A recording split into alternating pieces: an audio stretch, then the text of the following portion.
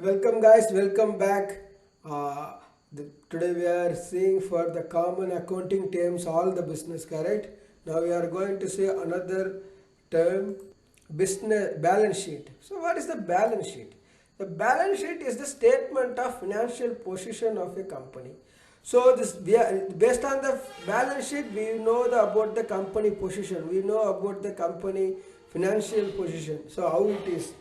So how is the situation now? The balance sheet, like we are going to make the balance sheet like a particular time. So we know about the liability, we know about the assets, what is the shares, owner's equity is there.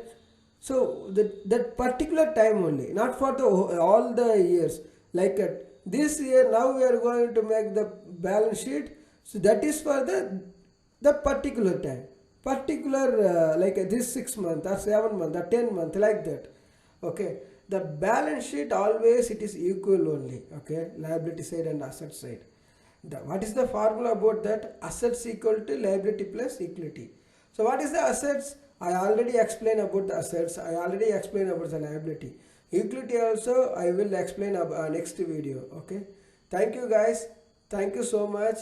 I will continue for the next video. Thank you.